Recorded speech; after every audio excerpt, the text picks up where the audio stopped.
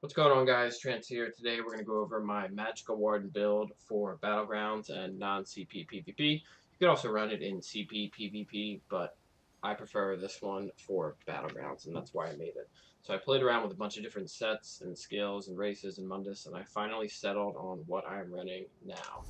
So we are an Argonian, for obvious reasons, the max Magicka, max health, the potion restore, and the healing done and received. It's probably the best race, I think, for Battleground PvP right now.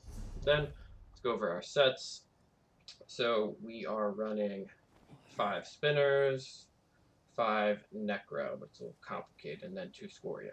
So we're doing all triglyph on everything, 3 infuse on the big pieces, so the head, chest, and the legs, and then 4 impen on the other body pieces and the shoulders. Then on the jewelry, we're running 2 protective. You could run 3, you could run 1. I think 2 is the perfect mix to give you that little bit extra tankiness. You get almost 4k resistances from 2 protective. And then we're running triple spell damage. Now, before you get the hang of this build, I'd probably recommend running 2 spell damage, 1 recovery until you get the hang of the build and the damage and the playstyle. Then we're running defending resto with magic restore back bar, so where we're going to heavy and light attack to restore magicka. And then we've got our front ice staff of necro and neuron infused weapon damage and spell damage glyph. Because the wall of elements and the light attacks proc our spell damage glyph. And we've got right around 4k spell damage after the glyph procs, which is what we're looking for, and that's a lot, considering you can see we have 33k magicka. Now, a couple things I switch around. So I go pirate skeleton if I'm soloing or if I don't have a healer, but if you have a healer, you can just run scoria and just go balls to wall damage. But you could also run pirate skeleton because it's very, very good, especially if you don't have a healer. We've also got our Atronach Mundus right here. You could go the Lover, or you could go, I'd probably just go Atronach or Lover, maybe Apprentice for extra spell damage, but I like Atronach for the extra recovery. And then food we're using is going to be our Clockwork Citrus. You'll notice we've only got like 11k stamina. That's low, but it's not low enough. You can still break free and do a roll dodge, which is what we're looking for with our stamina pool. Then we're using tripods, so our stamina restore really isn't that big of a problem. So we want to run this for the health recovery, the max health, max magic, and magicka recovery. So I would recommend this. You could also run Witch Mothers if you don't have access to this one. It's not too much of a difference, just a couple hundred for each stat pool. Then you want to use your tripods here with health, magic, and stamina, especially because you're an Argonian. Benefits a lot from tripods. So you pretty much get all of your resources back when you use one. And with this build, we're running 5 light, 1 medium, 1 heavy. So we're using Spinner's Light. We've got 3,400 spell penetration from that. Then if you go to light armor passives, which are wearing 5 light, you get this extra 5k spell pen. Then the spell crit and all these juicy buffs here. So we've got about 8,500 spell pen coming in from light armor and from our sets, from spinners. Then after you hit them with Deep Fissure, they get Major Breach, which reduces it by another 50 to 80. So it's like 13,000, 14,000 just on our own from our sets and light armor. Very, very strong. Alright, let's go over our skills now. So we've got our Ice Fortress, which gives you Major Resolve and Major Ward. You want to keep this up at all times, also for minor protection. I mean, I guess if you have another Warden in the group running it, you don't necessarily have to run it, but I still like to run it for the minor protection. Then Lotus Blossom, this ability is very, very strong because it restores restores health on light and heavy attacks and gives you Major Prophecy, and then also if you go to this passive here, gives minor toughness for every heal you put. And that's from a rally, that's from a vigor, that's from any heal you do as a Warden. So any light attacks is pretty much just giving everyone minor toughness. Then this is our flex spot. Shimmering Shield is great. If there's a lot of snipers in the Battleground, I'll put this on. Otherwise, I'll probably just run Healing Ward or Mutagen. They're both good.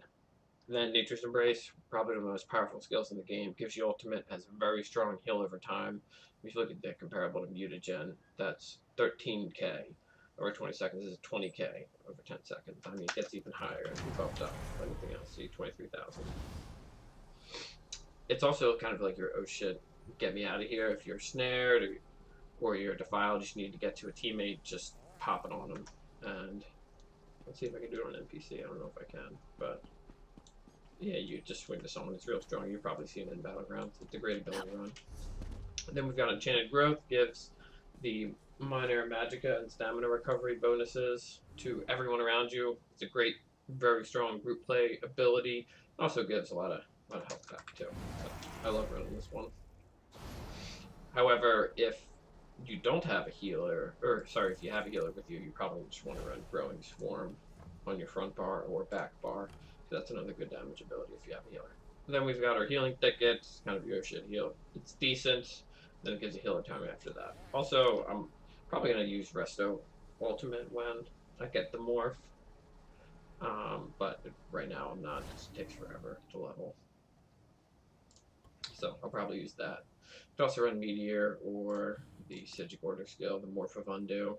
You could run all of them. You could also put in Time Freeze, but I prefer not to do that. It's kind of cheesy. Then we've got our Bird of Prey. Now they change it so you only have to slot it to get your Minor Berserk, which is important because it does a lot of extra damage. Then it gives you Major Endurance, and I kind of just pop it sometimes and think, I should have moved around pretty quick with Sprint. Then Blue Betty. It's a great skill, restores a lot of Magicka, and it's important to keep up all the time because it procs Necro. And if you see, we've got 33k Magicka when we proc Necro. That's a lot combined with our spell damage of 3k and all of our spell penetration. So it's a lot. Then we've got our Ice Blockade. You could run Lightning Blockade for more AoE damage if you already have someone running Ice, but I run Ice because it's very strong. You can also run a Charged Ice staff. Get one of these charged ones. But I prefer to run Nerdo just for the extra damage. Then Deep Fish or Hardest Thing ability. I hit people very hard with it. 7, 8, 9, 10,000 sometimes with all the crits and the resistances. We can go to our character sheet after this. We've got 30% crit, which is, it's actually a lot for Battlegrounds. It's a lot, especially with our light armor passives. Then our Cliff Racer. It's a ranged ability. I don't use it too often, but it does a lot of damage, and it's ranged. Not as much as our Deep Fisher, though. So the combo is going to be, we're going to hit a Deep Fisher, get our blockade down, and then shoot. Then, how could I forget? Permafrost. It's one of my favorite abilities in the game. It's very strong, does high damage, reduces movement speed, major protection, and the stun, which will happen if they stand next to you for any amount of time, because you have blockade going, and Deep Fisher, and Screaming Cliff Racer. Then if you go to Animal Companions, we're running 4 abilities on our front bar, so we have 12% extra damage, which is intended, and it's very strong. So we've got these 4 for our Animal Companions. It's really, really strong, this passive. So you want to run as many as you can on your front bar. Alright, so I think I went over everything here. Yeah, let's just fully buff up our stats. So we've got 1627 recovery, 33k Magicka. The Pirate Skeleton, yeah, we still got 25k health. Health recoveries, it's not that low. And then stamina recovery, 729 because of all of our stamina recovery passives.